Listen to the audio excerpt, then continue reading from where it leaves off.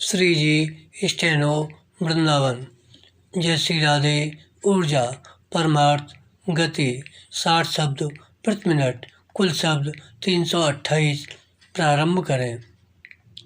यह मानव शरीर किस लिए मिला है? मानव को 84 लाख योनियों में सर्वश्रेष्ठ क्यों बताया गया है? मानव को अन्य प्राणियों की अपेक्षा सबसे अधिक साधन सुविधाएं क्यों प्रदान की गई हैं? यदि इन प्रश्नों पर गंभीरता पूर्वक विचार किया जाए तो ज्ञात होता है कि हमें यह मानव जीवन किसी खास प्रयोजन के लिए ही प्राप्त हुआ है। ब्रह्म, यदि परमात्मा ने मनुष्य का जीवन इतना महान बनाया है तो इसका उद्देश्य भी साधारण नहीं बल्कि असाधारण ही होना अनिवार्य है। ब्रह्म, भगवान श्री कृष्ण ने कहा है कि यद्यपि मानव शरीर तो है मृत्यु धर्म ही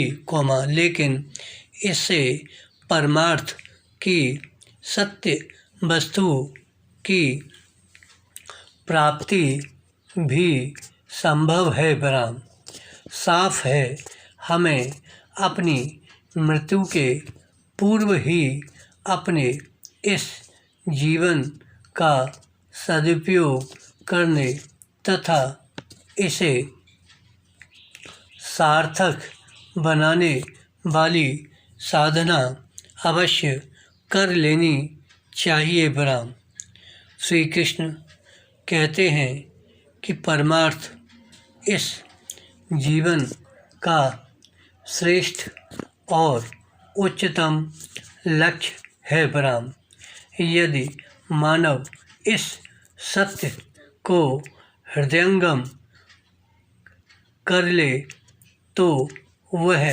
अपने लक्ष्य की दिशा में अग्रसर हो सकता है। ब्रह्म, पैरा, हालांकि सिर्फ मानव शरीर पा लेने से ही जीवन का कायाकल्प होना, धन्य बनना संभव नहीं है। ब्रह्म, यह मानव जीवन तो मात्र दुर्लभ अवसर प्राप्त हुआ है। ब्रह्म, और सिर्फ अवसर ही सब कुछ नहीं होता क्योंकि इस अवसर का सदुपयोग भी हो सकता है और दुरुपयोग भी। ब्रह्म,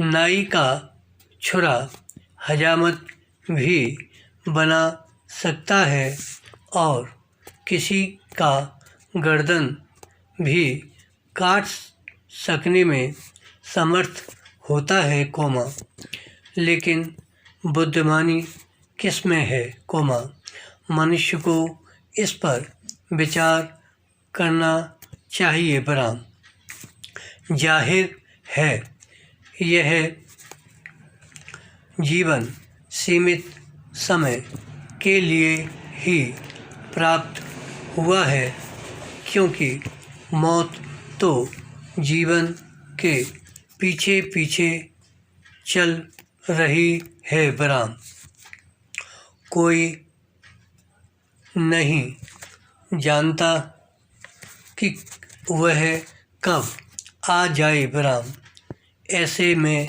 हमें जीवन के उद्देश्य पर ध्यान देना जरूरी है। ब्रह्म, हमारा तन और धन दोनों क्षणभंगुर हैं बलराम।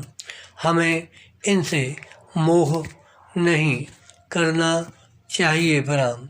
इनका उपयोग हमें दूसरों के उपकार करने में भी करना चाहिए बलराम। महर्षि दधीची का उदाहरण हमारे सामने है कि कैसे उन्होंने देवताओं के आग्रह पर वृत्तासुर के वध के लिए अपनी अस्थियां तक दान कर दी थीं। विराम। धन्यवाद। श्री अरदास।